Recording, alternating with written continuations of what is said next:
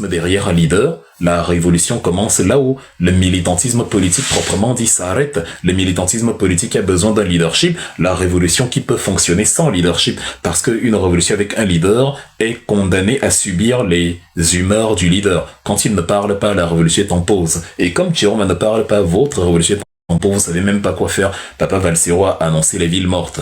Les villes mortes qui déjà en soi sont une hérésie quand on va reçu une dictature, mais en pleine révolution, il remet, c'est-à-dire on ajoute on remue le couteau dans la plaie, parce que le diable n'est pas là, le chef n'est pas là, donc on ne sait pas trop quoi faire. Ça crée une sensation d'orphelinat. Donc, il ne fallait pas soutenir le diable, ça ne se termine jamais bien. Ça c'est d'un. Si vous voulez, ne comprenez toujours pas y persister. On va revenir aussi dans quelques jours ou dans quelques semaines et on va vous redire ce qu'on vous dit. Moi, je ne jubile pas, je ne suis pas comme ceux qui se trémoussaient et à qui je devais rappeler que c'est à la fin du bal qu'on paye les musiciens. Vous jubilez trop vite. Rien n'a renversé Paul Biya. À part sur TikTok, sur Facebook, où tout le monde a remporté l'élection et où Paul Biya est à la poubelle. Dans la réalité, il est toujours à Yaoundé. Donc, cessons de blaguer, de nous mentir. Nous-mêmes faisons une vraie révolution. Ça, c'était le point 1. Le point 2, c'était sur la nature de Paul Biya, pour vous encourager donc à être sérieux, où je disais que Paul Biya, justement, c'est quelqu'un qui a tué énormément de gens, c'est quelqu'un qui a mis le tribalisme comme valeur principale au Cameroun, c'est quelqu'un qui, voilà, en termes de viderie, d'absence de bilan, lui, il n'existe que dans l'arrogance, dans la grandiloquence, dans le mépris des autres opposants politiques, dans le mépris de ses concitoyens, et dans la conviction qu'il est un demi-dieu immortel. C'est pour ça qu'à 92 ans, il se dit qu'il peut encore tenir 7 ans, dont il aura 99 ans, et qu'il peut même conduire le Cameroun à l'émergence de 2035, quand il aura 103 ans. Donc voilà, c'est quelqu'un qui est éliminé dans enfin, quand je dis, c'est-à-dire que tout le groupe, en fait, tous les assassinats que vous avez au Cameroun vont justement sur le compte du groupe Biya. Et les assassinats des évêques, au moins tous les 3 ans, il y a un évêque qui est assassiné. Des assassinats des sœurs de Djoum, des militants du des militants du MRC, des journalistes en zone anglophone, des femmes, ou alors les assassinats par omission, des Monique Oumatekel, voilà, des gens comme ça qui n'avaient pas de soins, bref. C'est quelqu'un qu'il faut chasser. C'est quelqu'un qui n'a aucune compassion humaine. On vous le dit depuis. C'est quelqu'un qui, comment dire, il n'a aucune valeur humaniste. C'est quelqu'un qui n'est là que pour faire le mal. C'est quelqu'un qui, comment dire, déjà nous avait désintéressé à la chose politique. Il a fallu que Maurice Kamto vienne pour que les Camerounais se souviennent qu'à mince, la politique c'est intéressant. La politique c'est le programme, la politique c'est le projet. Et Paul Biya a trouvé le moyen d'écarter Kamto et de vous remettre quelqu'un au devant de la scène qui vous fait comprendre que oui, le programme politique ne sert à rien, les livres ne servent à rien. C'est dur. J'étais abasourdi, moi je ne vous avais jamais entendu dire ça quand on soutenait Maurice Kamto, vous aimiez ça. Quand Kamgeng arrivait avec ses folies et qu'on rappelait à Kamgeng que Kamgeng, va lire. Il y a un livre là qui dit que voici, vous dites que non, vraiment, ce Kamgeng là tu l'as chassé de TikTok, bravo. Mais les mêmes analyses, vous les détestez subitement parce que Chiroma Bakary, donc en fait, on est en train de faire un mauvais recette. C'est-à-dire une marche arrière qui est très dangereuse. Tout ce qu'on avait acquis, au lieu de consolider les acquis, on perd les acquis. Maintenir des petites animosités au quotidien sur les égos. Il faut reconnaître que si tout le monde fonctionnait comme moi, on s'adresserait encore tous la parole. Parce que j'accepte que vous ne pensiez pas comme moi et j'argumente avec vous tout en n'étant jamais d'accord avec vous. Mais vous, parce que on n'est pas d'accord avec vous et sans avoir la capacité d'argumenter comme on le fait, vous tombez dans l'insulte, dans l'animosité, dans la calomnie. Au point où vous faites des réunions de minuit, des réunions de sorciers. Genre, voilà. C'est pas de bons panels, c'est pas de bonnes réunions, on fait pas ça. On se retrouve pour détester quelqu'un. Ça ne produit rien. Ça montre simplement beaucoup de faiblesse. Parce que si une seule personne par la force de ses arguments vous met autant en branle, c'est un aveu de faiblesse. On retiendra que vous étiez faible, c'est tout. On retiendra que sur le terrain où vous a amené, vous n'avez pas été capable, vous l'avez amené sur un terrain qui, voilà, que tout le monde peut utiliser, mais qui n'aboutit à rien du tout. Donc, maintenant, ces 3 points levés, quel est mon idéal dans du changement? C'est ce que je vous explique. Pourquoi je n'ai pas soutenu Chiroma Bakary et pourquoi ça n'arrivera jamais et pourquoi ce n'est pas une démobilisation? C'est parce que tout en ne soutenant pas Chiroma Bakary, j'ai, en tout cas, la vision, même maintenant, je vous dis la même chose. Personne ne vous dit ne descendez pas dans la rue, ne faites pas quoi. On vous dit ne descendez pas pour Chiroma Bakary. Ce n'est pas parce qu'on est jaloux, mesdames et messieurs. C'est-à-dire, je ne suis pas candidat à la présidentielle, je suis jaloux de quoi? Ce n'est pas parce que Kamto a été éliminé, parce que même si Chiroma n'était pas là, et que Kamto a été éliminé, Paul Biya aurait eu le pouvoir. Chiroma n'a rien eu, au contraire. Il est maintenant hors de son pays, il est obligé de vivre caché, de raser les murs. Si tant est que ce n'est même pas arrangé en complicité avec le régime de Yaoundé, je vous accorde le bénéfice du doute. Donc en fait, quand vous dites qu'on est jaloux, c'est jaloux de quoi? C'est encore une fois une argumentation faible. Elle est très faible. Personne n'est jaloux. C'est juste qu'on vous dit que le chemin, s'il ne va pas produire des fruits, même maintenant, la suite vous montre qu'il ne produit pas des fruits. L'autre chemin aurait produit des fruits, mais il a été y empêché. Mais avant d'y revenir, en tout cas, je précise simplement la raison pour laquelle on ne le soutient pas. Ce n'est pas qu'on veut que vous restiez à la maison, c'est qu'on vous dit, par analyse politique froide et pragmatique, réaliste, empirique, on vous dit la révolution avec le soutien derrière un homme ne peut pas fonctionner au Cameroun actuellement avec la distribution des cartes Chiroma Bakary. Il n'a pas eu le temps d'acquérir le capital sympathie qui lui donne 2 millions de personnes derrière lui pour renverser Paul Biya. C'est impossible, ça ne peut pas arriver. Parce que quand tu veux te mettre à la tête d'un peuple, ça se travaille. Tu dois apporter quelque chose. Et au moins s'il avait été un non-name et qu'il était venu genre, bon, un peu comme John Frondi, c'est pas quelqu'un qui, voilà, pendant des années vous a dit que Paul Biya était le plus beau, de manière à susciter de la suspicion. S'il avait été juste un individu lambda qui sort comme ça, et qui, voilà, porte un mouvement, il était plus probable que les Camerounais l'accompagnent par suivisme, que de voir que les Camerounais l'accompagnent dans cette configuration-ci, où il a scandé Paul Biya comme pas possible. Ça fait donc que tu as eu des Camerounais qui se sont rangés derrière le candidat Chiroma Bakary, mais qui ne pourront pas mener la révolution pour lui. Je ne vais pas citer des noms, mais je vous mets face à une réalité qui fait très mal. Tous les responsables politiques, que ce soit de la société civile ou même de ma formation politique, le MRC, je dis tous ceux qui m'ont insulté, tous ceux qui m'ont traité de pion du régime, tous ceux qui m'ont... Vous allez remarquer que pas un seul d'entre eux n'était dans la rue. Pas un seul d'entre eux n'était dans ces marches. C'est-à-dire, eux-mêmes confirment ce que j'avais dit, mais ils m'ont insulté quand même. Vous pouvez y aller voter pour Chiroma Bakary, mais vous ne marcherez pas pour lui. Vous ne l'aimez pas à ce point. Donc, en gros, c'est une perte de temps de s'allier derrière Chiroma Bakary. Parce que comme Paul Biya ne va pas reconnaître sa victoire, il faudra mener la révolution pour quelqu'un qu'on n'aime pas. Est-ce qu'on ne vous a pas dit ça ici? Regardez comment c'est dur de mener la révolution pour quelqu'un qu'on n'aime pas. Ce sont les petits-enfants, les gens du quotidien qui sont levés, qui sont allés, mais les têtes d'affiche, les insulteurs professionnels, les calomniateurs, ceux qui ont créé des petits groupes WhatsApp, ceux qui gonflent les gens dans les back-back, comme on dit, pour aller insulter un individu qui ne les insulte pas. Eux n'étaient pas dans les marches. Or, beaucoup sont au Cameroun.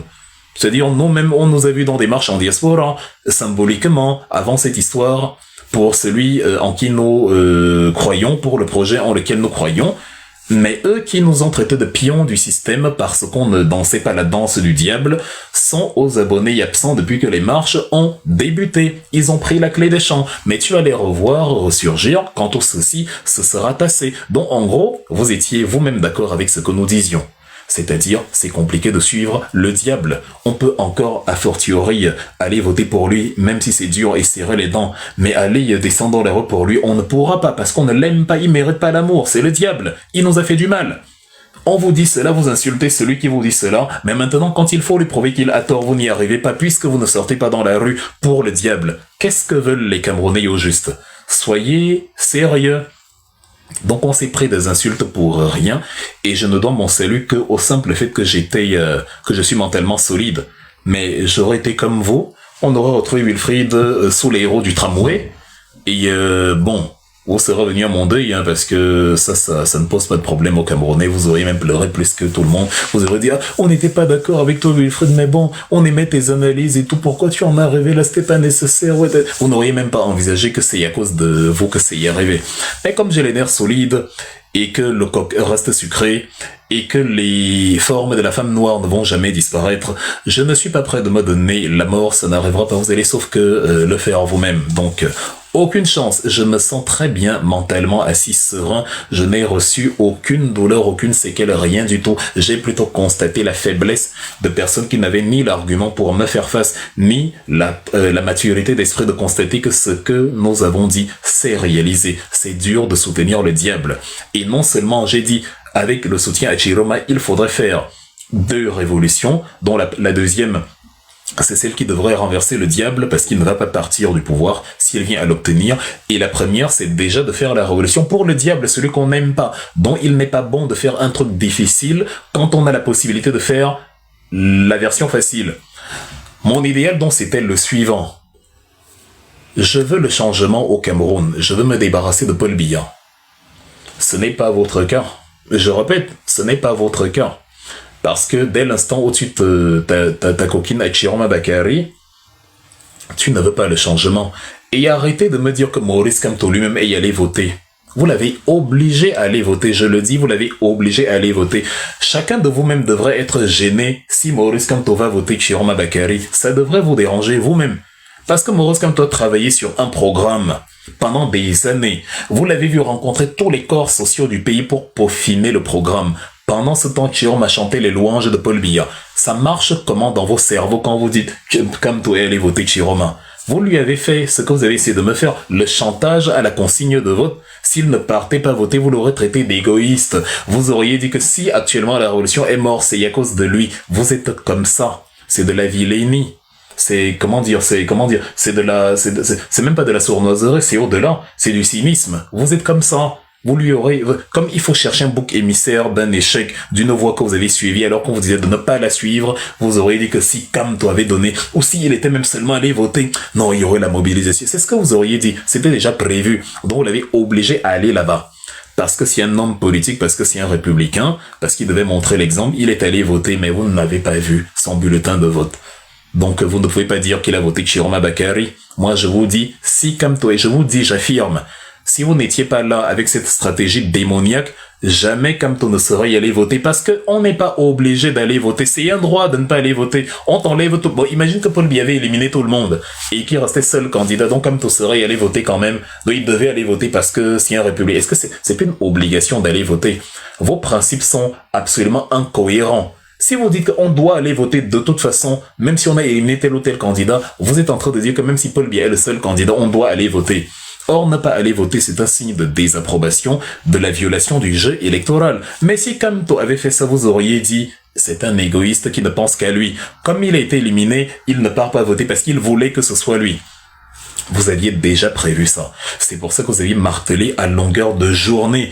Kamto doit donner la consigne, Kamto doit. Il a même dit, c'est-à-dire, il a dit, mais comme vous êtes ce que vous êtes, vous avez compris ça pour vous. Il a dit, les deux candidats du septentrion devraient montrer l'exemple. Moi, je ne suis pas le faiseur de roi. Il a écrit, arrêtez les termes comme faiseur de roi qui flattent l'ego. Je ne suis pas le faiseur de roi. Les deux candidats doivent montrer au peuple leur détermination à renverser le régime en se coalisant entre eux.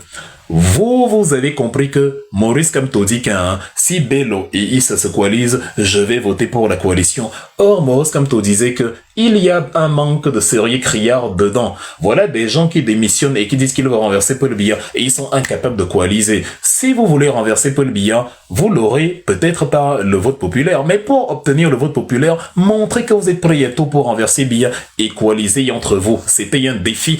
Je vous avais dit avant l'élection que c'était un défi.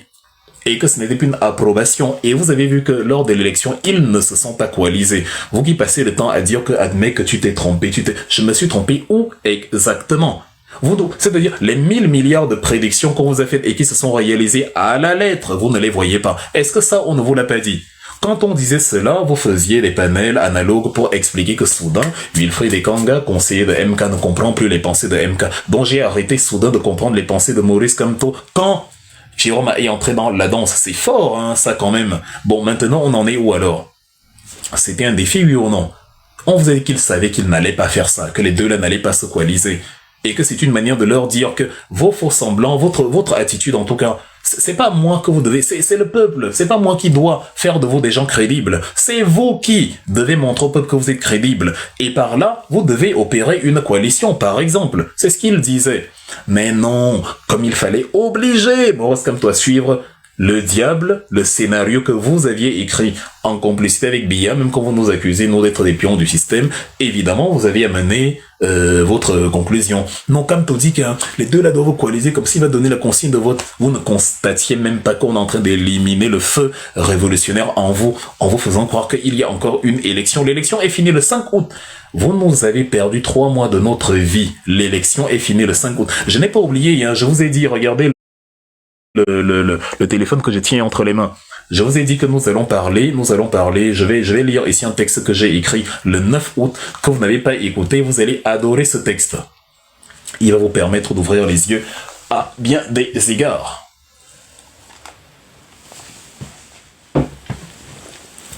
Donc, et lorsque Maurice Kamto est venu en Gandoura, lorsqu'il est venu en Gandoura, voter un Gandoura qu'il porte très régulièrement, hein, c'est-à-dire c'est assez incroyable, même au Conseil constitutionnel, il est en Gandoura.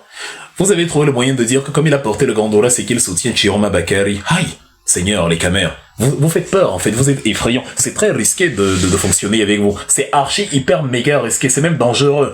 Il a porté le Gandoura dont il soutient Chiroma. Le jour va venir en stream, il soutient Cynthia Fiangan. Oui, c'est-à-dire vos conclusions, c'est-à-dire quand il faut forcer le trait, quand on est dans le ndem, et qu'il faut se convaincre de ses propres mensonges, on s'accroche à tout. C'est-à-dire à tout, vraiment, à tout. Si il avait porté, je sais pas, j'aime pas comment je vais appeler ça, il aime quelle marque il aime quelle marque de truc commence par B.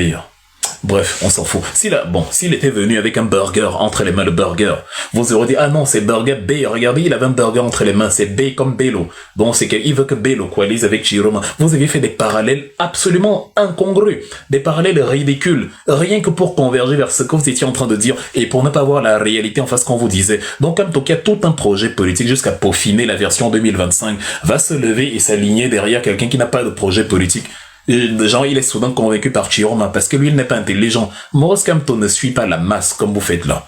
C'est pour éviter que votre malchance que vous aviez organisée tombe sur lui, qu'il est allé voter. Parce que la boucle émissaire, regardez, les gens arrivent à dire sur TikTok que c'est Wilfried et Kanga. Je vous écoute, je vous suis, donc l'hypocrisie ne sert à rien. Que c'est Wilfried et Kanga, avec ces 700 personnes qui le suivent, qui a réussi à démobiliser tous les Camerounais, y compris les lives de Paul Choutao récemment, ils étaient 8000, les trucs de Zuimanto, ils étaient 30 000, et ainsi de suite. C'est tout ce beau monde-là qui peut avoir 100 000 likes en 10 minutes. C'est tout ce beau monde-là qui a été dominé par la communication de Wilfried, qui a rarement 1000 personnes connectées sur son TikTok. Mais comment vous faites, dès que vous dites ça, vous essayez, vous êtes convaincu, vous ne voyez pas que c'est l'incapacité de reconnaître qu'on a absolument merdé? C'est l'incapacité de reconnaître que le chemin vers le diable ne pouvait amener nulle part. Comment vous pensez que les fruits du diable peuvent produire quelque chose? Les étones disent over le satanam pimapa mwanda, tu dessines le diable sur le mur, il sort dans ta maison. C'est ça là que vous êtes en train de faire. Tu dessines le diable sur le mur, il apparaît. C'est ce que vous avez fait. Donc, chers amis, je suis désolé, mais vraiment, le changement, donc moi je préconise, c'est le changement que vous ne préconisez pas. Parce que pour vous, le changement, c'est on se débarrasse de Biya et on verra le reste après. Seigneur, combien de fois je vous ai pris des exemples où je vous disais c'est dangereux de procéder comme ça? Combien de fois je vous ai parlé du Libéria? Vous devez nous payer à force de nous répéter à chaque fois. Je vous ai dit qu'au Libéria, on a chassé des dirigeants en disant qu'on va voir le reste après. Ils ont vu le reste après. À Haïti, ils font ça depuis la nuit des temps, ils ne font que chasser les dirigeants. Quand ils ont même de bons dirigeants, on les chasse quand même parfois avec la complicité, comme au début des années 2003-2004, Jean-Bertrand Aristide avec les Américains qui sont venus le chasser. Aujourd'hui, tu as les cartels qui dirigent, tu as des présidents qu'on assassine, c'est horrible ce qui se passe là-bas.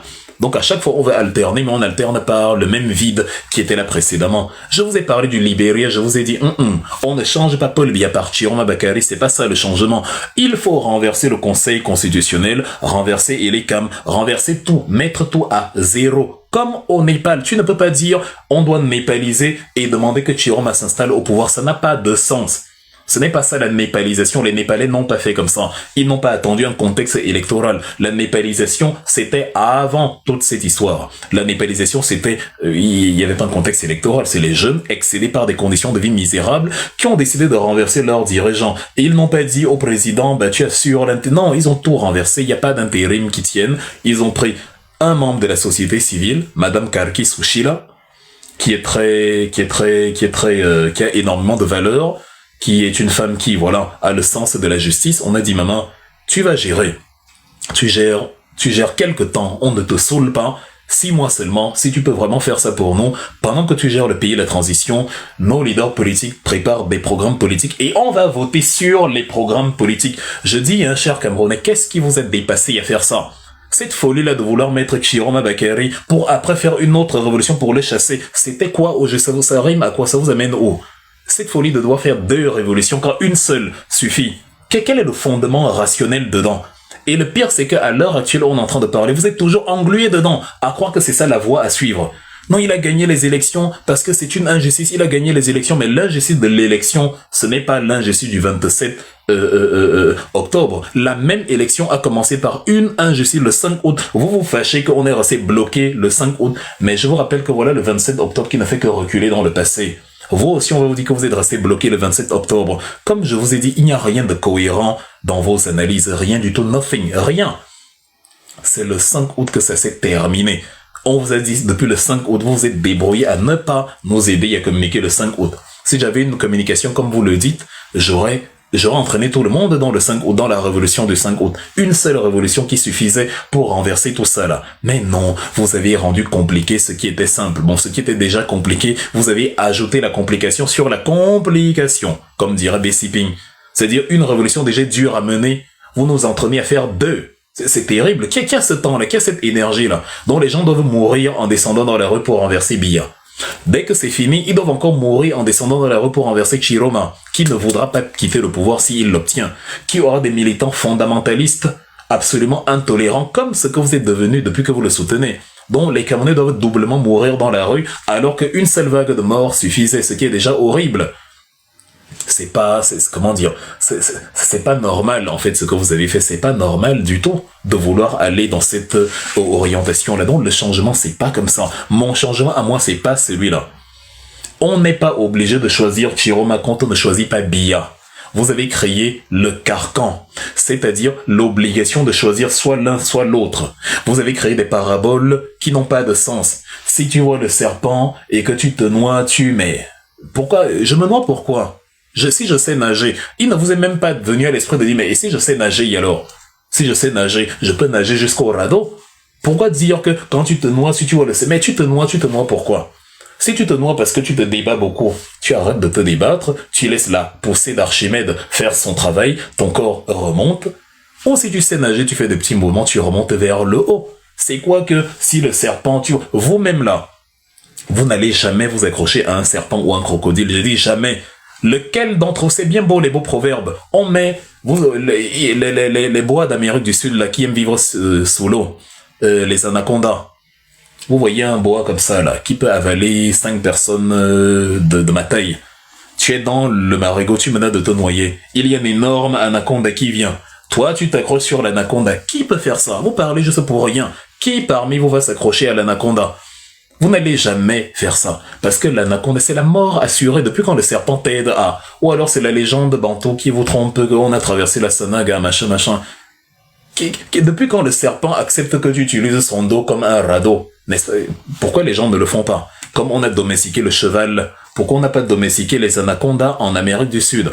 Quand tu rencontres un anaconda en Amérique du Sud, tu sais que tes heures sont comptées, c'est foutu. Surtout s'il a faim. Et tu te retrouves dans l'eau avec lui, et que tu as pour délire de t'accrocher à lui. Tu vas faire comment?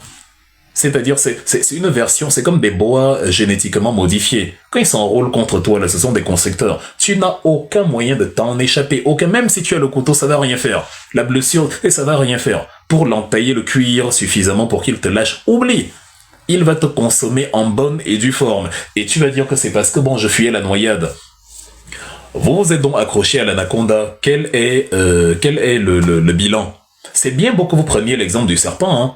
C'est l'exemple du diable. En fait, vous avez le champ lexical du démonisme qui me finit. La Bible parle de Satan, le diable comme étant le serpent originel.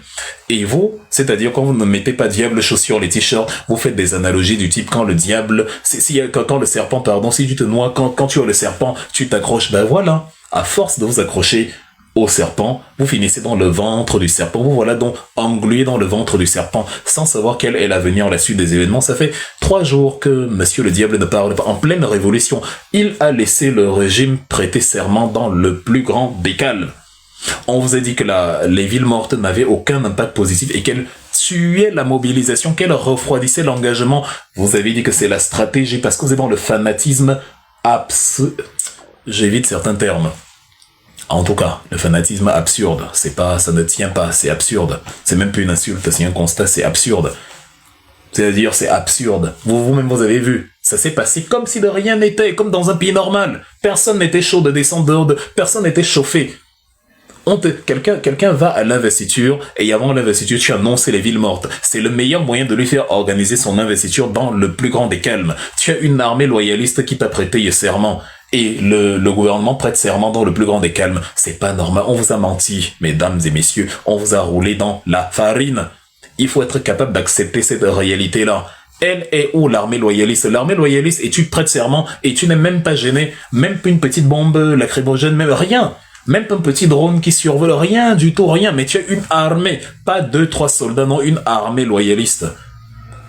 C'est du mensonge. Et c'est ce que je n'aime pas chez Chiroma Bakary. C'est ce qu'il nous a servi quand il était au gouvernement. Telle chose au Mali, telle chose machin. L'armée loyaliste, je suis chez moi, or elle est au Nigeria. C'est pas bien. C'est les journaux qui vous informent qu'il est au Nigeria. Lui-même, il ne vous dit pas qu'il est au Nigeria. Lui-même, il ne vous dit pas. Il a passé le temps, je suis chez moi, je vais rester chez moi, et blablabla, et blablabla. Il est au Nigeria.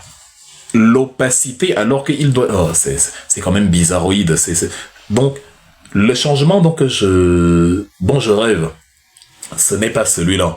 Et c'est par anticipation pour cet état de fait que nous vivons aujourd'hui qu'en amont, je ne me suis pas aligné derrière Chiroma Bakary. Si l'absence d'argumentation, de capacité et analytique vous a conduit à dire que je fais le jeu de Paul Biya, c'est votre problème, c'est l'excuse facile de ceux qui ne peuvent pas pousser ou qui ne veulent pas pousser la réflexion plus loin que leur nombril. Donc, le changement pour moi, c'est le changement de quelque chose par quelque chose de mieux. Vous savez ce qui s'est passé au Ghana, non, avec Jerry Rawlings. Jerry Rawlings arrive depuis l'indépendance du Ghana le 6 mars 57. Le Ghana est dans une situation d'imbroglio politique après le coup d'État contre Kwame Nkrumah en 66. Kwame Nkrumah qui est un grand modèle de Jerry Rawlings. Il y a donc des gens là qui dirigent le pays, mais voilà, ça ne donne rien. Il y a eu un coup d'État contre Adjamon, où Monsieur Fred Akufo a pris le pouvoir. Le 15 mai 79, Kwame Nkrumah, Jerry Rawlings tente un coup d'État parce que lui c'est un militaire de formation, c'est un aviateur militaire. On l'a même surnommé le Flying Lieutenant, le lieutenant volant. Donc Jerry Rawlings, que Nathalie Yam connaît très bien, Jerry Rawlings, même dans le premier attentat le 15 mai 79, ça ne marche pas. On l'arrête, on le condamne justement à la prison. Condamnation à mort, même prison à perpétuité. On réfléchit qu'est-ce qu'on va faire de lui. Un peu comme Fidel Castro qu'on avait aussi condamné à mort, qu'on a voulu commuer à prison à perpétuité, mais après on l'a libéré. C'est-à-dire c'est le même cheminement, vraiment. C'est-à-dire, il mène le coup d'État, on le condamne, mais après on le libère et il refait un autre coup d'État, qui cette fois réussit. Castro c'est la même chose. En 53, il prend la caserne de la Moncada dans la ville de Santiago. La caserne militaire, il prend des cargaisons d'armes avec ses camarades et tout. On élimine ses camarades, quelques-uns survivent, on l'enferme, on le condamne à mort ou à perpétuité, et après finalement on le relâche quelques temps plus tard. Jerry Rawlings c'est pareil, et la même erreur que Batista a fait à Cuba, en 53, la même erreur, Fred Akufo va faire ça au Ghana. Un jeune président, 42 ans, c'est-à-dire, et quelques jours après, c'est-à-dire, le premier attentat manqué a lieu le 15 mai, le second attentat a lieu le 4 juin, c'est-à-dire, moins d'un mois plus tard, il refait le même attentat contre le même coup d'État contre le même dirigeant, Fred Akufo. L'attentat réussi, celui du 4 juin 79, et on arrête Fred Akufo, et Jerry Rawlings, qui n'est pas un enfant de cœur, qui veut en découdre avec des dirigeants corrompus et absolument vilains, il va exécuter Fred Akufo et tous les hauts dignitaires militaires le 24 juin de la même année. C'est-à-dire, vraiment, sans blague, lui, il les a zigouillés. Non, mais vraiment, parce qu'il fallait faire un nettoyage. Non, on n'est plus une administration militaire qui va venir zigouiller les gens. Encore que ça, c'est un autre chapitre. Mais ce que Jerry Rawlings fait, c'est, voilà, le renouvellement de toute la classe, le changement de manière drastique. Donc, il se débarrasse de toute la classe corrompue, et l'histoire devient très amusante parce que lorsque ils vont mener le coup d'État, il va installer l'un de ses camarades, monsieur Ila Liman, qui va donc diriger le pays pendant 1 an et demi. Jerry Rawlings va refaire un coup d'État contre Ila Liman en 81 et le renverser. Incroyable, ce type a fait 3 coups d'État en 69, 81, en 3 ans, donc un coup d'État par an, lui, c'est très rapide. Tu l'énerves, tu ne diriges pas bien, il te renverse. Donc il a décidé que bon, mieux moi-même je prends le pouvoir, parce que lui, il avait une vision. Il avait une véritable vision d'avenir. Il a pris le pouvoir, il s'est mis à la tête du Ghana, il a commencé à diriger. Redresser le pays, combattre la corruption. Il a essayé d'adapter les méthodes communistes des soviétiques avec un peu plus de pragmatisme, c'est-à-dire l'État nationalise beaucoup, mais on limite quand même l'épidémie de nationalisation. On garde quand même un peu une structure libérale. On garde quand même un peu l'initiative privée. On essaie un peu de limiter plusieurs dégâts. Et même quand il s'est retrouvé en difficulté et qu'il a dû s'allier au FMI et appliquer les programmes d'ajustement structurel du FMI, il s'est quand même arrangé déjà à focaliser l'essentiel de l'argent dans des domaines clés qui permettent au pays d'émerger. L'éducation, l'agriculture, des choses comme ça, la petite industrie. Et ça fait que même sous ajustements structurels, le Ghana a connu une forte croissance dans les années 70. À la fin des années 60, enfin début des années 70 jusqu'à la fin des années 70, le Ghana, c'est plus de 5% de croissance. C'était un pays vraiment qui se portait, voilà, qui avait une très belle lecture, une très belle croissance. Et c'est pour ça que Jerry Rawlings était très apprécié, parce que c'est quelqu'un qui parfois savait reconnaître ses erreurs, savait s'adapter, savait appliquer des réformes repensées à la place des réformes précédentes qui ne portaient pas vraiment leurs fruits. Et voilà. Quand le multipartisme arrive dans les années 91, il va troquer son treillis pour la tenue civile. Et là, il va aller à l'élection présidentielle de 92 qu'il va gagner, et il va être reconduit 5 ans plus tard. En 2001, conformément à la constitution du Ghana, il quitte le pouvoir. Et parce que c'est un démocrate, il dit: moi, je voudrais que mon vice-président, mon lieutenant, mon favori, John Dramani Mahama, prenne le pouvoir, que c'est lui qui remporte les élections, parce qu'ils sont du même parti, le National Democratic Party, le NDP, mais bon, les élections se passent autrement, c'est le New Patriotic Party, le NPP de monsieur John Kufuor, qui remporte l'élection, et c'est comme ça que John Kufuor devient le président. Mais bon, Jerry Rawlings joue franc jeu, il accepte et il laisse tomber. À la fin du mandat de John Kufuor, c'est monsieur Dramani Mahama qui devient finalement le président. Donc, quand Jerry Rawlings va mourir, il va mourir après avoir vu son rêve se réaliser, à savoir son protégé devenir président. Et quand le NPP va revenir au pouvoir avec Nana Akufo-Addo en 2017, on va se rendre compte, les Ghanéens vont se rendre compte que finalement, Nana Akufo-Addo, c'est pas celui qu'il nous faut, parce que, outre le fait que la production d'or, de cacao a énormément diminué et que les ressources les caisses de l'État sont vides, lui, il s'est arrangé à créer de belles statues dans son village là-bas, alors que les Ghanéens ont besoin de cet argent dans les domaines clés de la société. Donc on va se débarrasser de lui, et ils font revenir John Dramani Mahama au pouvoir, et c'est lui le président à l'heure actuelle, le protégé de Jerry Rawlings. C'est pour ça que Ibrahim Traoré était très content d'aller à son investiture il y a quelque temps, et c'est pour ça que les Ghanéens ont énormément apprécié Ibrahim Traoré, parce que c'est la même lecture, c'est la même vision du monde. Mesdames et messieurs, voici le changement selon Wilfried Ekanga. Le vrai changement, c'est-à-dire on remplace quelque chose qui ne marche pas par quelque chose qui marche. Quand Jerry Rawlings a constaté que remplacer les personnes ne servait à rien et que lui, il avait de la vision, il a dit: moi je vais, moi mieux je prends.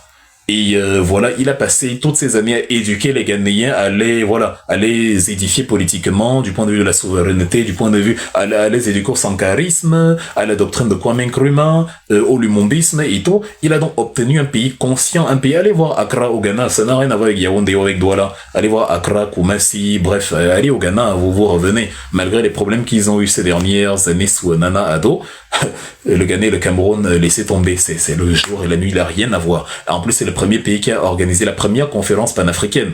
C'était d'abord à Koumassi en 58 et puis à Accra en 59, avec Kwame Nkrumah et George Patmore, qui étaient des Caraïbes, mais qui est devenu très ami de Kwame Nkrumah parce que le panafricanisme, et d'ailleurs, il est mort à Accra quelques temps plus tard, et Kwame Nkrumah a organisé un énorme mausolée, un superbe tombeau en son honneur. Vous qui dites que Biya est un panafricain, allez me montrer le tombeau au Cameroun dédié aux panafricanistes, et allez me montrer le panafricaniste avec qui Paul Biya a travaillé pour la souveraineté africaine. Donc le changement, c'est ça. Je veux que le Cameroun soit remplacé par des hommes qui ont une vision.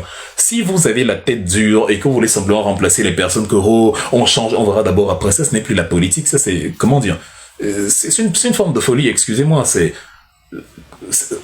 contraire à tous les principes que nous avions, c'est contraire à tout ça là. Quand il y a moyen de changement, pourquoi vous obstinez sur le remplacement? Quand on peut mener la révolution pour chasser Biya et renverser tout et de remettre tout à zéro. Il est comme le Conseil constitutionnel, toutes les institutions là. Pourquoi vous voulez nous ramener à une histoire où on va simplement d'abord remplacer quelqu'un qui évidemment va reproduire les mêmes tares que Paul Biya, parce que c'est la même chose. Ce qu'il dit, il dit beaucoup de choses qui ne sont pas vraies. Il a formé des militants qui sont agressifs, intolérants, méchants, calomniateurs, même envers leurs amis d'hier, sans sourciller. C'est-à-dire, ils viennent en tir groupé, mais c'est terrible. Tout le contraire de Maurice Kamto. Maurice Kamto avait donné les 10 commandements du MRCiste. Aimer le Cameroun, aimer les Camerounais, voilà les 2 premiers commandements. Et quand je lisais, quand on faisait les analyses des 10 commandements, je vous disais que dès que tu as dit les 2 premiers, tu peux laisser les autres. Les autres n'ont aucune importance. Parce que si tu appliques les 2 premiers commandements, ça résume tout le reste. C'est pour ça que même Jésus leur a dit, quand il mangeait dans la scène, dans l'évangile de Jean, je vous donne un commandement nouveau, c'est de vous aimer les uns les autres.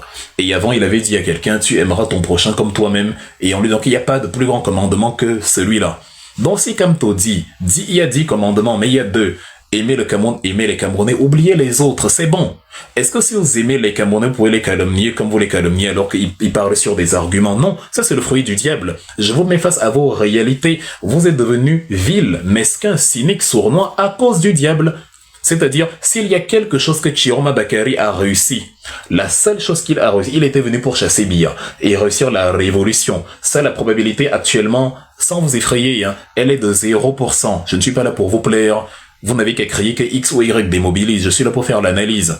La suite, vous n'avez qu'à me prouver que j'ai tort. Elle est de 0%. Par contre, ce qu'il est parvenu à faire, c'est diviser la résistance. Là, il a totalement réussi. C'est-à-dire, pour Chiroma Bakary, on en est venu à se chamailler, à s'écharper, à s'insulter. Pour Chiroma Bakary, en 3 mois, il a réussi. Il a démantelé un travail qui a duré près de 15 ans. Un travail énorme depuis la formation du MRC en 2012. Travail d'éducation de la population, d'éducation aux principes politiques, aux projets de société, d'éducation au débat, de formation. J'avais même créé ce que j'appelais la JEEP au Cameroun, J-E-E-P. Allez demander à mon défunt camarade à qui je rends hommage, Jean-Nana Kamayou Romuald, vraiment un personnage très très très aimable qui a disparu il y a quelques années et dont la disparition m'affecte toujours jusqu'à aujourd'hui. On a organisé des jeeps que Paul Atanganji interdisait parce qu'il savait que si on mène à bout nos conférences, journées d'éducation et d'éveil politique, jeep comme la jeep en anglais, on sera, on va former des Camerounais mais un peu partout qui vont dézinguer tous les biéistes qui vont vouloir lever la tête dans le débat. C'est ce qu'on faisait, c'était ça le camtoïsme, le MRCisme. Vous êtes venu avec les insultes, les calomnies, les ragots. Il a pris 20 000 euros. Il a fait, c'est vilain, c'est ridicule, c'est enfantin. Comment ça ne vous honore même pas. Surtout si c'est quelqu'un qui ne vous insulte pas. Vous ne faites que vous ridiculiser avec sa face à la personne et vous montrer la faiblesse argumentative et l'incapacité à lui faire face et à répondre, comme j'ai dit, par le contenu. Et ça met à genoux tous les principes qu'on a appris pendant toutes ces années avec le projet de la Renaissance. Voyez vous-même, je ne vous fais pas, je ne vous raconte pas une histoire de la Thaïlande ou du Nevada. Je vous raconte quelque chose que vous pouvez voir vous-même. Ça, il a réussi. La diaspora, elle est disloquée. C'est-à-dire, voilà. Avant l'élection de 2018, le Cameroun s'est scindé en 2, Sardinard, Tontinard. Chiroma est arrivé. Ce que Paul Biya voulait, il l'a obtenu. Vous dites que les biéistes partagent les trucs de Wilfried Ekanga, mais vous ne regardez pas qu'est-ce que Wilfried Ekanga dit dans ce que les Sardinards partagent. Et est-ce que ce qu'il dit est faux? Vous faites de la fuite en avant. Est-ce que dans la vidéo en question, le contenu, il est faux? Quand on dit que vous êtes devenu le contraire de ce que vous étiez devenu une mauvaise version de ce que vous étiez en amont. C'est vrai ou c'est faux? Est-ce que vous estimez meilleur? Même les plus intelligents, les plus futés d'entre nous, quand je sillonne les panels et je vous ai dit je ne me cache pas, je ne vais pas à la fenêtre, je scrolle, vous voyez mon nom, vous ne donnez, enfin, il n'y a aucune raison d'avoir peur de quiconque. On est abonné sur vos plateformes TikTok quand vous êtes abonné aux nôtres. Donc je scrolle et voilà, tu écoutes des gens, tu dis mais pourquoi on est arrivé là? Mais pas lui quand même. Non, et tu es un peu attristé pour lui, parce que moi, personnellement, ça ne m'affecte pas, mais je regarde comment même les plus futés d'entre nous sont victimes de l'effet d'entraînement, et je dis, mais c'était vraiment nécessaire de descendre jusque-là. Les fruits du diable sont absolument indigestes, et vous en êtes la preuve par ce type d'attitude. Donc ce n'est pas le changement que moi je veux. Le changement que je veux, c'est comme avec Jerry Rawlings, dans l'exemple du Ghana que je viens de vous prendre. Les Libériens, dans une actualité à laquelle que j'évoque souvent, justement pour parler de ça, les Libériens, contrairement au Ghana, se sont longtemps cantonnés à changer les personnes. Il y a un là qui vient avec le coup d'été, il dit je renverse tel, il prend le pouvoir et il reproduit la même bêtise que son prédécesseur. Parce que votre argumentaire est devenu maintenant, voilà, Chiroma qui a réclamé sa victoire mince. Donc réclamer sa victoire est devenu un mérite. Waouh! Mais même Martin Fayolo a réclamé sa victoire. Même Alassane Ouattara, mais tout le monde réclame sa victoire, mais c'est le Béyaba, tout le monde a déjà gagné l'élection. Ça c'est rien.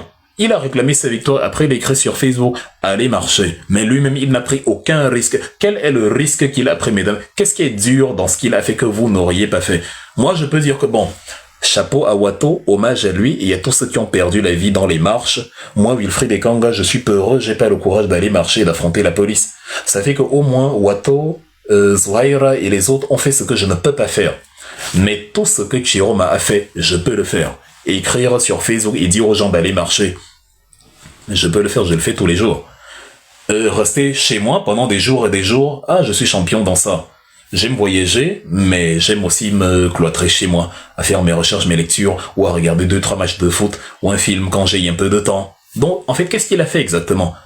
Tu as des gens qui te protègent devant ta maison. Ton mérite, il y a quel niveau? Je cherche, depuis là, vous criez que oui, vraiment, il est allé là où n'était jamais allé. Qu'est-ce qu'il a fait exactement? Genre, lui, indépendamment des autres, qu'est-ce que lui, il a fait? Qui était dur. Parce que même Bessiping allait écrire qu'il a gagné les élections s'il partait. Et Bessiping même a revendiqué son dû à Yaoundé. Même Bessiping est allé au-delà de ce que Chiroma Bakary a fait. Il est allé défier Motazé, l'argentier national, en disant « Tu me dois les dos et je ne peux pas ajouter la 1 sur la... » Il a dit à Yaoundé, c'est-à-dire le bilan de Bessiping en termes de résistance personnelle est supérieur. Il ne s'est pas assis, il a écrit. Il connaissait le chemin vers Yaoundé, il est venu à Yaoundé. L'autre n'a pas fait la même chose. Mais vous nous dites à Wilfried, tu avais dit qu'il n'allait pas reconnaître sa victoire. Donc ça, pour vous, c'est reconnaître sa victoire. Et écrire sur Facebook, j'ai gagné les élections. Et faire la vidéo, en fait, au moment où le Wilfried que vous insultez ici, je ne dis pas que c'est moi qui ai fait, hein. Je décris la chronologie des événements. Vous savez, comme vous avez l'habitude d'enregistrer parce que vous êtes de grands enfants, et d'aller répéter ça sur les panels plutôt que de faire de la contre-analyse, parce que c'est plus fort que vous attardez sur des éléments vraiment absolument insipides. Je fais une chronologie que vous-même vous pouvez constater. Allez voir sur mon Facebook la vidéo, l'article où je dis pour que je commence à lui donner un soupçon de crédit, il faut qu'il fasse une sortie vidéo. Je mets ça en majuscule. À Yaoundé. Voilà les choses que j'ai mis en majuscule dans l'article. Il était à peu près 15h quand j'ai publié l'article. Le même soir, à 2h du matin, la même nuit, il fait la fameuse vidéo que vous-même vous avez vue. Je fais simplement de la chronologie. Je n'ai pas dit que c'est moi qui, mais je fais de la chronologie. C'est arrivé le jour là.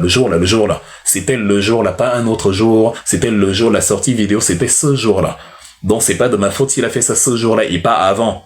Bon, limite, tu as l'impression que quelqu'un reconnaît sa victoire, ou du moins fait la vidéo, juste pour que, voilà, il y ait un soupçon de crédit, justement pour que, comme les gens parlaient, on a dû lui dire, quand l'article devient populaire, il y a un article, il y a des gens qui sont en train de liker, de commenter un article qui dit que toi, tu dois faire une sortie vidéo et tout. Et comme ça prend du temps de faire la vidéo, de se réveiller, de machin, bon, et on finit par en faire une autour de 2h du matin et on publie. Ça peut même expliquer les horaires bizarroïdes de la publication des vidéos. Je ne fais que faire un constat que vous ne pouvez pas nier. Je ne suis pas là pour je donne rarement mes opinions, mes avis. Je fais un constat et je tire une conclusion en fonction du constat. Un constat que n'importe qui dans la même situation devrait faire. Ça dépend pas de mon opinion. Si j'ai écrit un article aujourd'hui et que la sortie qu'il fait c'est quelques heures après, est-ce que je dois venir vous dire le contraire? Je vous dis le déroulé des événements. Donc n'allez pas dire que Wilfried manque d'humilité et il dit que c'est lui qui a fait que Chiroma réagisse. Wilfried n'a fait que constater que c'était le même jour. Et que j'avais écrit ça en majuscule. Et qu'il a fait ça le même jour en majuscule. Donc, c'est comme quand je vous dis que le jour, j'ai fait le gros live nocturne où je dis « Marchons sur Yaoundé, horizon la marche du siècle ». Le même jour, quelques heures plus tard, on annonce le contraire, ville morte. Moi, je sais que la marche va permettre de chauffer les Camerounais, puisqu'on a déjà commencé. Il faut continuer de les chauffer en vue de... Peut-être même qu'il aurait fallu attendre quelques jours avant pour lancer les marches. Comme ça, les gens ne mourraient pas pour rien. Et comme ça, on lance les marches dans le contexte de l'investiture, mais non, on fait les marches en amont, on les fait partout sauf à Yaoundé, et le jour où Paul Biya doit être investi, on dit aux gens restez à la maison, c'est terrible. Je ne comprends pas. Je ne comprends pas, je suis perdu. Mais vous avez l'explication, vous dites, c'est la stratégie. Bref, ma vision donc du changement, disais-je, c'est celle-là où quelqu'un, voilà, est évincé du pouvoir et il est remplacé par une vision d'avenir, une vision solide, quelque chose de pragmatique, quelque chose de lourd, quelque chose où, voilà, on a une direction, on sait que là, dans 1 an, dans 2 ans, voici ce qu'on aura. Donc, au Libéria, dans l'exemple que j'évoque souvent, cela n'a pas été fait. Naïvement, les Libériens, ils sont venus, ils ont chassé les gens, on a dit à monsieur William Tolbert, va te faire foutre. On est allé l'éliminer, on est allé le zigouiller. Samuel Doe, un très jeune, je crois il n'a même pas atteint 40 ans, il est mort à 39 ans, en 1980, c'était 80? Oui, c'était au 90, en 1990. Très jeune vraiment. Donc vraiment c'était, voilà. Donc monsieur Samuel Doe arrive au pouvoir après avoir évincé William Tolbert.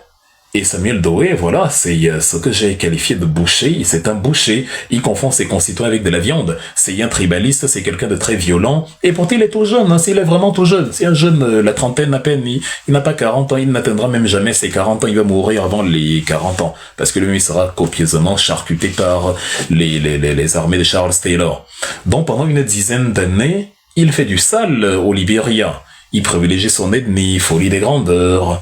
Il est remplacé par, dans un coup d'État, par monsieur Charles Taylor, qui avait été financé d'ailleurs, aidé, parce que même votre France-Africain de Côte d'Ivoire, la Félix Houphouët-Boigny, il a financé, il a soutenu Charles Taylor dans le coup d'État contre monsieur Samuel Doe.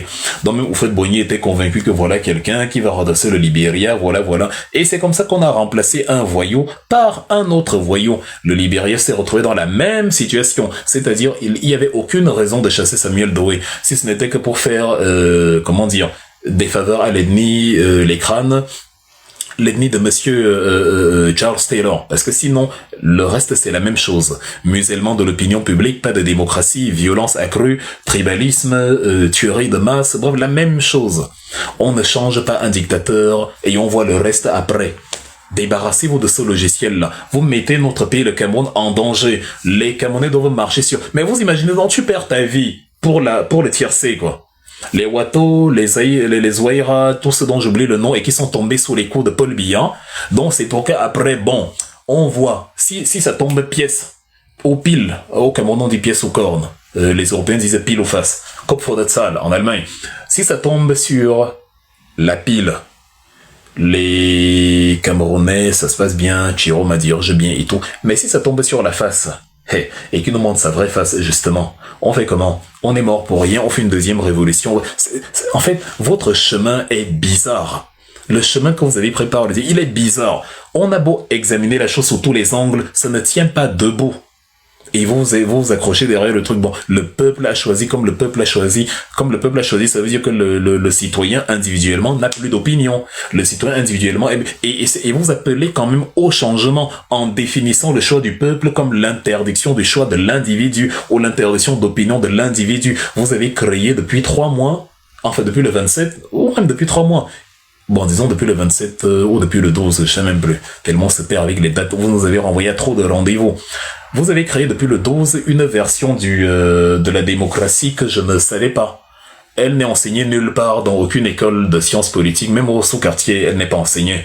Ça, c'est vraiment comme le droit du quartier dont parlait Maurice Kamto. C'est-à-dire, dès que la majorité a parlé, je me tais. Et vous répandez cela de panel en panel. Allez lire le livre de Alexis de Tocqueville, s'il vous plaît, allez lire ça. Et allez lire aussi le contrat social de Jean-Jacques Rousseau. Allez lire même les travaux de Montesquieu, de l'esprit des lois. Ça va vous apprendre que c'est pas comme ça que ça fonctionne. Quand la majorité a parlé, je peux continuer de parler. Vous comprenez? Quand la majorité a parlé, je garde les mêmes droits à l'expression, les mêmes. Je peux même considérer que c'est un faux président, mais les Français, vraiment c'est terrible. Les gens élus Emmanuel Macron, est-ce que les Français, vous en avez Macron démission, les gilets jaunes ont manifesté pendant 1 an et demi, alors que c'est eux-mêmes qui avaient toujours voté Emmanuel Macron. Ils ont encore voté pour lui. Mais les mêmes continuent de dire Macron démission. Regardez le nombre de fois on a fait tomber son gouvernement. Il a eu 7 premiers ministres.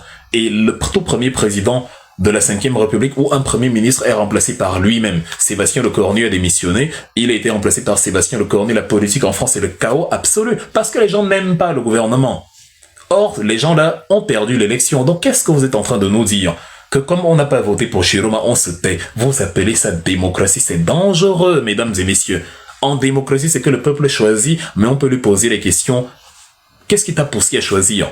Et s'il n'arrive pas à convaincre, on peut lui dire, on a le droit de lui dire, est-ce que tu sais que ton choix, il est risqué? Que ton choix peut te coûter très cher? Ça s'appelle l'analyse politique. Sinon, vous réduisez la politique à la quantité. C'est-à-dire, il y a une élection, les gens se mettent, les gens suivent, et après on passe dessus. Il y a encore une élection, les gens se mettent, les gens suivent et on passe dessus. Il y a personne qui pense, il y a personne qui théorise, il y a personne qui élabore des analyses, il n'y a personne qui joue le rôle du gardien du phare pour prévenir des dangers. Je vous ai parlé d'Émile Zola, vous avez vu Émile Zola, qui, s'il avait fait comme vous, le pauvre Dreyfus serait encore en prison, même son cadavre serait actuellement en prison sur l'île du diable. Imagine, tu es innocent, on t'amène dans un endroit qu'on appelle l'île du diable. Parce que les Indiens d'Amérique qui vivaient là avaient déterminé que leur divinité maléfique, le diable, vivait là-bas. Comme vous aimez le diable, vous aurez envoyé monsieur Alfred Dreyfus dans l'île du diable et vous aurez laissé celui qui est coupable, monsieur Wilson Esterhazy, totalement libre. Un peu comme on a fait la campagne pour le diable et on a laissé celui pour qui on devait faire campagne abandonné et lui-même au point de continuer de lui faire des procès en disant il doit aller voter, il doit donner la consigne de vote et maintenant il doit faire une sortie pour défendre Chiroma, il doit, c'est-à-dire un cannibalisme à n'en plus finir. Vous savez, vous vouliez manger Maurice Kamto jusqu'au dernier os. Comme si la stratégie c'était l'annihilation du MRC. Il n'est même plus possible en plein chiromisme de mentionner MK, mais limite on t'insulte, les Kamtooriens. Si quelqu'un même décide d'être Kamtoorien, ça vous gratte haut. Quelqu'un prend son téléphone, son TikTok, sa connexion, et il se met à parler, il dit que moi je soutiens Kamto jusqu'à la gare. Toi, ça t'énerve là-bas chez toi. Tu peux scroller, ne pas l'écouter, tu peux passer à autre chose, tu peux faire toi la publicité de ton choix, mais non, ça t'énerve que quelqu'un exprime son choix, et tu parles de changement. Il y a beaucoup de voies dangereuses que vous avez empruntées, chers tous, beaucoup, vraiment beaucoup. Le changement pour moi, c'est le changement à la Jerry Rawlings.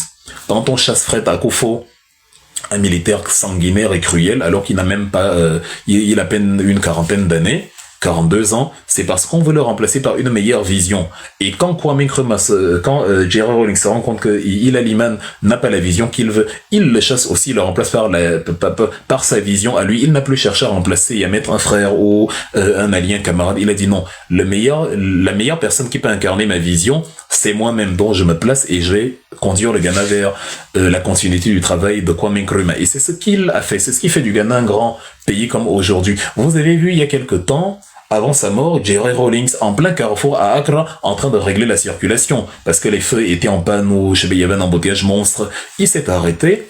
En fait, toutes les voitures s'arrêtaient. C'est lui qui dirigeait. Elle est maintenant passée. Les gens étaient Wanda que mince. C'est le président, c'est notre ancien président, c'est le grand Jerry Rawlings.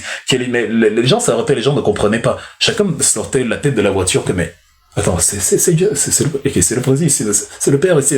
Tout le monde était tétanisé. C'était très beau. Et il était là comme un agent de police, hein. Il y a les voitures, il venait ici, et les gens même oubliaient qu'ils doivent conduire, se mettaient à prendre des photos, c'était extraordinaire. Parce qu'il est aimé de son peuple, ce fut un grand président, dans la lignée des Kwame Nkrumah et autres. Et lui, au moins, heureusement, il a pris le temps de mourir de mort naturelle, il a pris le temps de construire le Ghana. Je vous ai dit 5 points de croissance en moyenne sur les 10 premières années de sa gouvernance, à la fin des années, justement, début des années 80 jusqu'à la fin des années 80, c'est excellent. Ce que le Ghana connaît comme, voilà, avant que, bon, la crise économique ne survienne et qu'il y ait des problèmes, mais il a su se relever à chaque fois et redresser le pays. Bon, voilà le changement, voilà ce que je veux pour le pays. Vous voulez le diable, ne m'entraînez pas dedans, c'est votre problème. Le diable, c'est pour vous, mais supportez que je ne veuille pas le diable parce que j'argumente. Il y a même, comme je sais là, voilà, elle connaît très bien le Botswana. Il y a un président au Botswana que vous ne connaissez pas trop dans la sphère francophone, mais sachez que le Botswana, c'est un pays très riche. C'est un pays 4 fois plus riche que le Cameroun, hein. C'est 7400 milliards de dollars de PIB par habitant. c'est 4 fois plus que le PIB moyen du Cameroun. Et je ne parle même pas en termes de parité de pouvoir d'achat, c'est autre chose. Le Ghana, le Botswana, c'était un protectorat allemand qui a été cédé à la Grande-Bretagne, un peu comme le Togo ou le Cameroun. Et quand la Grande-Bretagne a pris, ils ont administré le pays jusque dans les années 60. En 1962, monsieur Seretse Khama, qui deviendra le président, crée sa formation politique qui va justement le conduire aux élections de 65, où il deviendra premier ministre dans le Dominion britannique, c'est-à-dire le Botswana, qu'on appelait autrefois le Bechuanaland, a obtenu son autonomie interne. Et donc, il y avait un premier ministre et il y avait l'administration indirecte sous la couronne britannique, Elisabeth II, à l'époque. Donc, il y a donc un jeune intellectuel là, très compétent, très humaniste, un très bon garçon, vraiment avec beaucoup d'éthique, qui s'appelle Seretse Khama. Voilà, c'est un nom à retenir. On l'avait surnommé Seretse parce que ses parents s'étaient disputés avec ses grands-parents, et lorsqu'ils se sont réconciliés, quand l'enfant est né, on lui a donné le nom la boue de liaison, l'argile de liaison, quelque chose comme ça, la corde terrestre qui crée le lien. C'est ça la signification de Seretse, d'où son nom Seretse Khama. D'ailleurs, même son fils portait le même nom, Seretse Yan Khama, qui a dirigé le pays de 2008 à 2018. Voilà, donc c'est une famille d'intellectuels, de personnes très visionnaires et tout. Bon, qu'est-ce qui s'est passé avec Seretse Khama? Il arrive donc au pouvoir en tant que président lorsque le Botswana atteint son indépendance. On est le 30 septembre 1966. Et il décide donc que quand on s'achemine maintenant vers l'indépendance, il faut qu'on apporte à notre pays quelque chose de puissant, quelque chose de bien, quelque chose de, voilà, qui peut permettre au pays d'évoluer, parce qu'il connaît la misère. Il a à un moment donné, il a élevé des bœufs, il a fait de l'élevage, mais ça n'a pas toujours été porteur. Il connaît les difficultés de l'interland, les difficultés de la paysannerie, les difficultés du quotidien. Il sait l'intérêt que le Botswana a à amorcer des politiques qui permettent aux populations de s'en sortir. C'est aussi quelqu'un de très humaniste, il épouse une jeune blanche dans une Afrique où l'apartheid sévit encore et où son voisin, l'Afrique du Sud par exemple, ne tolère pas du tout les mariages mixtes, y compris chez son voisin. Mais il s'est amouraché d'une jeune Britannique, Ruth Williams, elle s'appelle, et ça lui a valu 7 ans d'exil, c'est-à-dire entre 51 et 57, il a dû partir en Grande-Bretagne parce que on n'acceptait pas là, dans un pays apartheid, que quelqu'un qui a épousé une européenne puisse continuer. Même son ennemi dont il était le chef, on a voulu lui enlever les attributs de chef en disant que il a trahi les principes de l'ennemi. En fait, c'était assez compliqué, mais il a su s'imposer, et quand il est revenu au Ghana, au Botswana, il a su imposer que non, il s'agit dans ma vision à moi, on peut créer, comme ce que je rêve aussi pour l'Afrique du Sud, une sorte de nation arc-en-ciel ici avec une cohabitation, une coexistence, et donc ça fonctionne. C'est-à-dire, il arrive à tenir sans mettre à mal, en fait, les intérêts de la population noire, qui n'est pas très nombreuse, évidemment, au Botswana. Même aujourd'hui, sont 2 millions et demi. Au fil des années, l'année d'après sa prise de pouvoir, on va découvrir dans une région du Botswana, dans une province au cœur du pays, la zone de Orapa, dans la région du district central, des diamants. Et vous savez que le diamant, mais c'est le métal, c'est la pierre précieuse la plus pure au monde, le diamant, mais le diamant, c'est... Et d'ailleurs, si la femme la tabarée offre-lui du diamant, elle va même le préférer. Et alors, le diamant, c'est le mec plus ultra.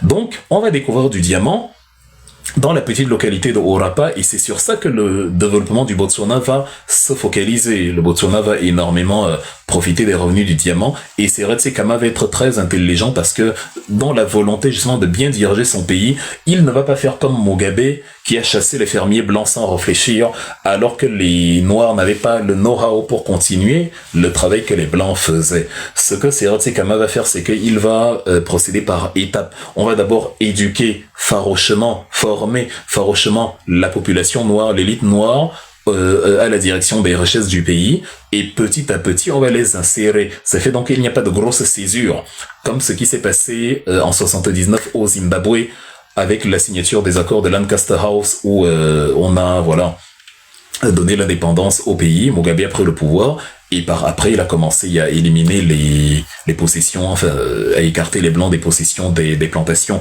Donc, Seretse Khama va donc avoir une méthode, j'ai failli dire une méthode méthodique, permettez-moi la tautologie. Donc, il va procéder comme ça. Donc, un changement souple et linéaire, une focalisation à outrance sur l'éducation de ses concitoyens et une... alors, attendez, la caméra, je sais pas s'il y a un problème. Non, ça semble fonctionner. Donc, voilà. Et il va beaucoup se focaliser sur la formation, voilà, la formation de haute qualité, de haut calibre, et il va utiliser la totalité des revenus du diamant dans le développement du pays. Mais vraiment, il va pas faire comme Paul Biya, parce que il y a des diamants partout. Il y a même chez Jean Bédel Bokassa, il y avait des diamants. Lui, il préférait prendre ça et offrir à Valéry Giscard d'Estaing parce que c'était un imbécile.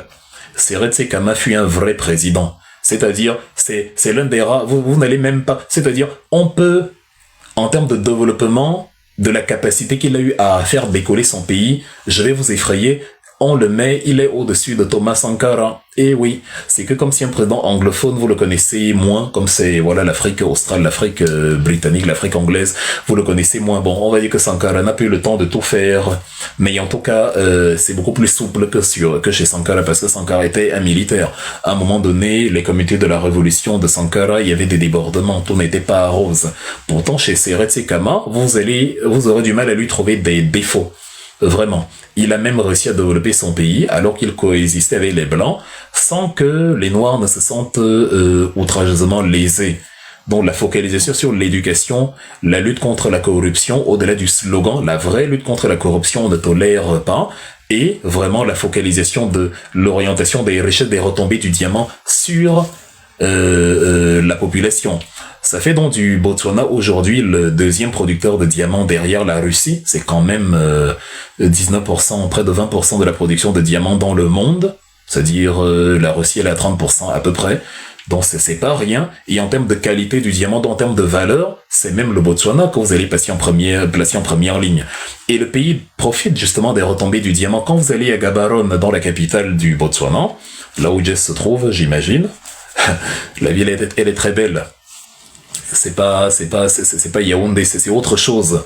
Donc voilà le changement, mesdames et messieurs. Quand il y a une vision, c'est donc parce que nous prenons le temps de regarder comment les autres comment certains dirigeants africains ont pu développer leur pays, et on dit que c'est ça qu'on veut.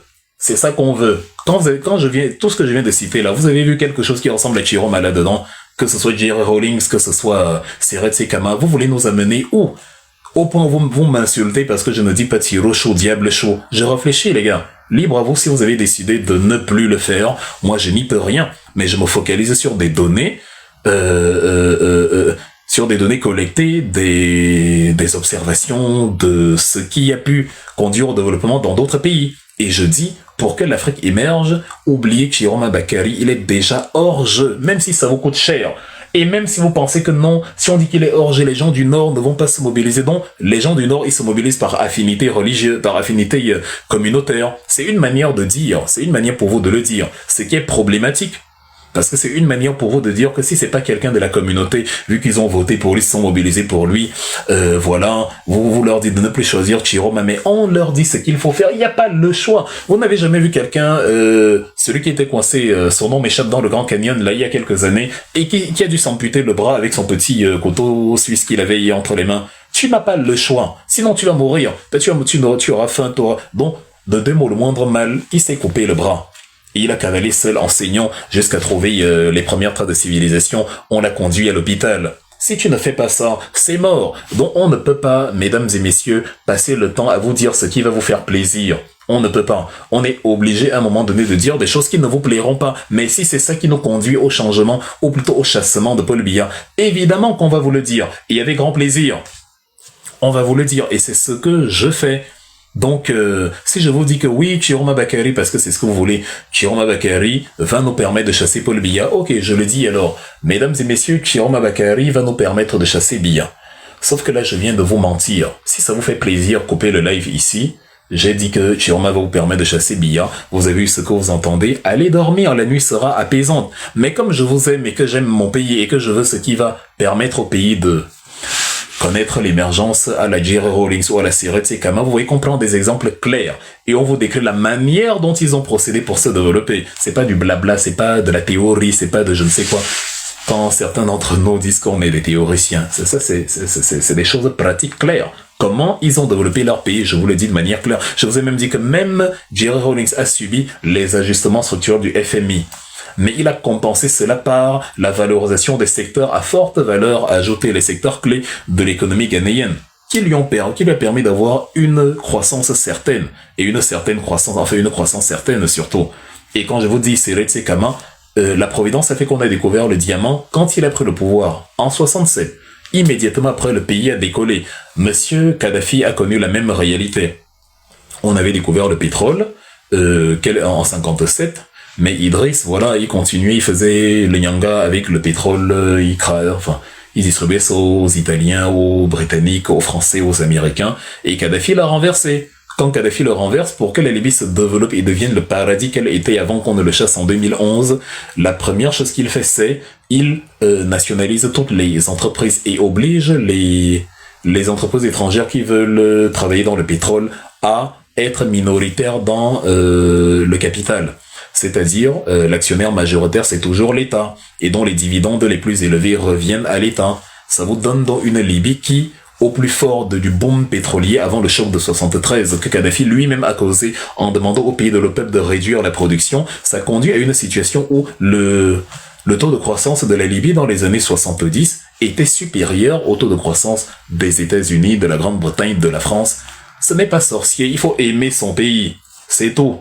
Faut avoir une vision, faut avoir une motivation, faut avoir quelque chose. Kadhafi, quand il prend le pouvoir, on sait pourquoi il prend le pouvoir. Il ne dit pas simplement qu'Idriss doit partir. Il dit, l'empereur Idriss Ier utilise carrément notre pays pour servir de base militaire pour bombarder les pays arabes. La base militaire, la Willis Air Base, pour bombarder la Palestine et les Palestiniens et Gaza lors de la guerre des 6 jours en 67. Monsieur Idriss, il laisse les étrangers avoir la majorité dans les actions sur le pétrole du pays. Monsieur Idriss, il est incapable de tenir un discours fort contre les impérialistes occidentaux. Monsieur Idriss, il distribue mal la richesse locale. C'était clair. Chiroma arrive, il n'arrive même pas à dénoncer les méfaits de Paul Biya, comme ce que nous on est en train de faire. Vous vous énervez quand on dit qu'il est un pion du régime ou un pion de la France, alors qu'il n'arrive pas à parler ni à la France ni à Paul Biya. Comme nous, on parle de Paul Biya et de la France, mais vous dites que c'est nous. Vous avez dit que Wilfred fait le jeu du RDPC, les Sardinats produisent déjà, récupèrent déjà ses vidéos. Mais je parle quand même de Paul Biya de manière claire. Je le désingue sans coup férir. Les Sardinats prennent un extrait dans un live qui dure 8 heures de temps. C'est de la manipulation. Et c'est comme ça qu'on vous a manipulé sur la question de Chiroma Bakary. Même sur ce qui vient de se passer, vous prouvez que vous êtes manipulable. Est-ce que ce que les biaistes ont pris qui dure 30 secondes, est-ce que c'est la totalité du live? Le live a fait toute la nuit, non, mais les lives font toute la nuit. La preuve, même celui-ci, il fait toute la nuit, il est 3h moins 20.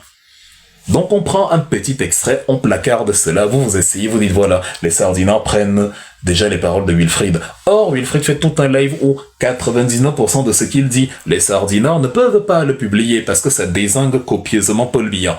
Mais vous êtes manipulable. On prend ça, même si vous étiez là dans ce fameux live, ça vous suffit à tirer la conclusion. Wilfried, on colporte déjà ce qu'il dit, les Sardinats. Donc c'est comme ça, c'est la même chose. C'est comme ça l'effet de masse. On vous a orienté quelque part parce qu'on a vu que c'est facile. Je vous ai dit que vous sous-estimez Paul Biya. Seigneur. Paul Biya est conseillé par la DGSE, la Direction Générale de la Sécurité Extérieure, les services de renseignement français. Ils ont toujours été là. Depuis Jacques Dewâtre, depuis Jacques Faucard, depuis Le Floch-Préjean, depuis Roland Pré, depuis Guy Georgie, depuis Jean Lamberton, depuis Maurice Delaunay. Vous les connaissez, tous ces noms-là, vous ne les connaissez pas bien. C'est moi qui les fabrique maintenant. Ou même Charles Pasqua. Et qu'est-ce que Charles Pasqua, qui est un France-Africain du tonnerre, qu'est-ce que Charles Pasqua vous dit? Quand on est emmerdé par une affaire, il était ministre de l'Intérieur en France, il faut créer l'affaire dans l'affaire et si possible l'affaire dans l'affaire de l'affaire, si bien qu'à la fin on ne se souvient même plus de l'affaire principale. Donc, on a éliminé Maurice Kamto, c'était ça le problème. La solution, il fallait dissoudre les institutions et réorganiser des élections. Mais bon, pour torpiller, on a créé l'affaire dans l'affaire. On a mis, ok, Chiroma Bakary est candidat.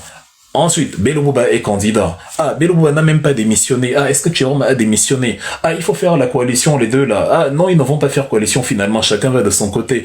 Ah bon, moi, voilà, on va tous aller derrière Chiro Show, meeting à Douala, meeting machin, meeting truc, meeting chose, meeting machin. Je vais défendre ma victoire. Ah, bah finalement, moi je suis chez moi, hein, je viens pas Yaoundé parce qu'on va m'arrêter. Ah, finalement, aller marcher. Ah, en fait, ville morte.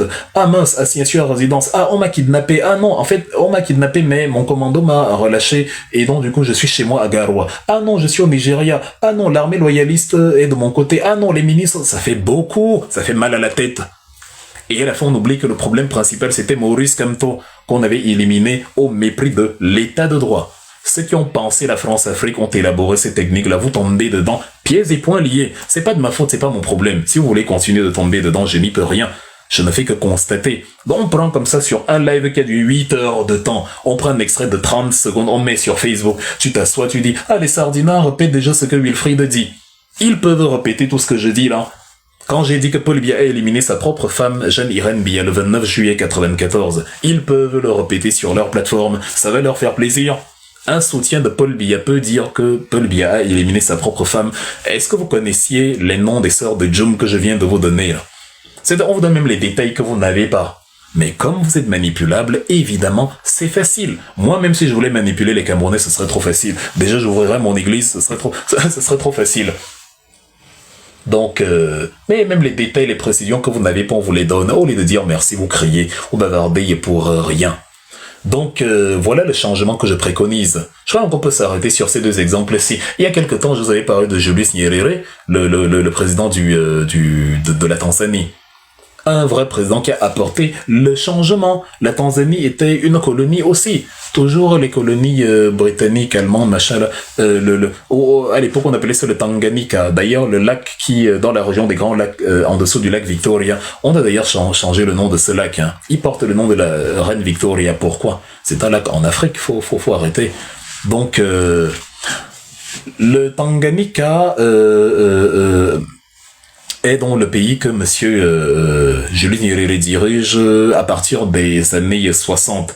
Lui, il avait fondé une idéologie panafricaniste depuis, le TAA, le Tanganyika African Association, où il pensait avec Titi Ahmed, une de ses collègues très très intelligente avec qui il a travaillé, où il pensait le futur du pays. Donc l'idéologie, la fraternité. Il avait créé une doctrine très célèbre qu'on avait appelée comment ça s'appelait même déjà là? Ah là là, le nom m'échappe. La doctrine qui définissait un peu l'éthique entre les hommes. Non, c'était pas Adjouma, c'était comment le nom m'échappe? Ujamaa, voilà. Ujamaa, c'est-à-dire la fraternité en Swahili. Et voilà, ça régissait les rapports entre les pays. Il avait créé un système de communisme qui n'a pas vraiment fonctionné, mais qu'il a fini par abandonner au milieu des années 70 pour revenir à une réalité plus pragmatique, plus libérale, plus un peu capitaliste, socialiste, mais enfin disons libérale. Il a permis, à une conscience nationale d'émerger. Il a fait reculer le tribalisme et il a mis sur pied un concept où il voulait réunifier tous les pays, notamment le Kenya, l'Ouganda et son pays, le Tanganyika, pour créer les États-Unis d'Afrique latine. Malheureusement, ses homologues des autres pays n'étaient pas très chauds dans cette idée, une idée panafricaine. Il a donc profité du fait que en 64, il y a eu une révolution à Zanzibar, au large de Madagascar, qui a renversé dans le sultanat et qui a aboli le royaume. Et monsieur Nyerere a profité pour demander aux Zanzibar de s'allier à lui et de devenir un seul et même pays avec une partie insulaire et une partie continentale, ce qui nous a donc donné la Tanzanie comme on la voit aujourd'hui. Et quand vous voyez donc le nom Tanzanie, vous le découpez, là-dedans vous avez Tanganyika et Zanzibar. Tanzanie. Donc voilà, le 26 avril 64, le jour de mon anniversaire, je suis vraiment un vrai panafricain, hein. On a donc eu la réunification du Tanganyika et du Zanzibar et la création de l'État de Tanzanie, sous l'impulsion de Julius Nyerere. C'est aussi l'homme qui a libéré l'Ouganda du tyran Idi Amin Dada. Lui, c'était un militaire. On l'avait surnommé Mwalimu, c'est-à-dire le professeur. Quand je dis aux gens que la révolution, c'est l'éducation, les livres et tout, ils disent que non, faut laisser les livres, tous les révolutionnaires lisent. Je ne vais pas lire. Pourquoi? Pour vous faire plaisir et faire le Congossa sur TikTok parce qu'il n'y a pas de contenu enrichissant à partager. Monsieur Nyerere était appelé le professeur. Il enseignait d'où sa fameuse doctrine l'Ujamaa, la fraternité, la cohésion, la cohabitation, l'honnêteté, l'absence de corruption, l'éthique. Il s'est débrouillé, c'était pas parfait, mais il s'est débrouillé, il faisait des erreurs. Bon, je ne vous vends pas un dieu, mais au moins il reconnaissait ses erreurs, il rectifiait le tir, et en plus il a quitté le pouvoir en 85 librement. Donc, en Ouganda, donc pour finir ce chapitre, Monsieur Idi Amin Dada, au pouvoir depuis 71, un fou, qui a passé le temps à éliminer tous ses opposants politiques, à abolir toute la liberté d'opinion. Un fou, mais quand je dis fou, c'est un vrai fou. Heureusement qu'il n'a pas fait long feu.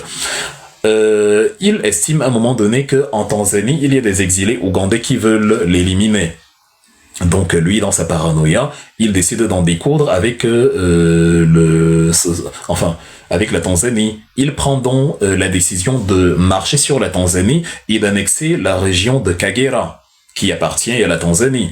Sauf que Nyerere ne peut plus accepter que son voisin, qui est absolument barbare, dictatorial, un fou furieux, vienne pousser la bêtise jusqu'à venir marcher dans son pays, la noble Tanzanie, qu'il a pris soin, mais vraiment, de réunifier avec le Zanzibar pour former un pays un peu plus équilibré, plus puissant. Et Idi Amin Dada veut marcher dessus. On est en 78.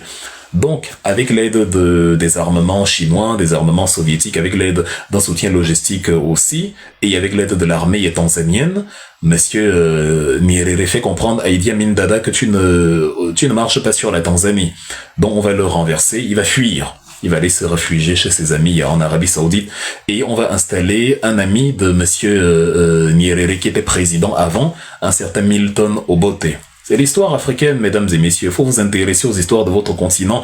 Elles vont vous édifier beaucoup. Déjà qu'elles vont vous permettre de remplir le vide. Le vide, vous mettez le Congossa, la vie privée des gens, et l'insulte sur des gens qui ne vous doivent rien. C'est amusant.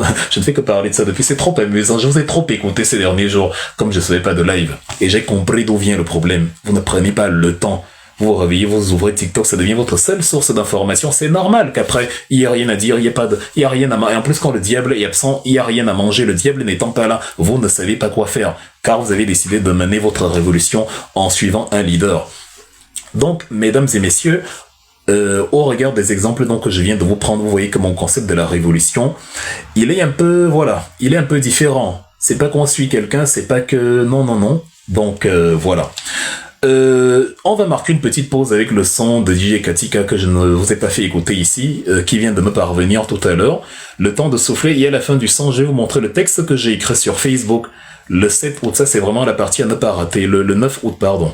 C'est la partie à ne pas rater parce que vous allez comprendre pourquoi les gens ne se sont pas mobilisés pour faire la révolution depuis ce jour-là. Ce n'est pas parce que Maurice Kamto est faible ou que les Chiroma est trop fort. Non. Il y a une raison à cela. Je vais vous prouver ici par les faits quelle est la véritable raison, quel est le véritable motif. Et vous allez comprendre. Donc, on souffle un peu en musique et on se retrouve juste après. Très belle chanson, âme sensible.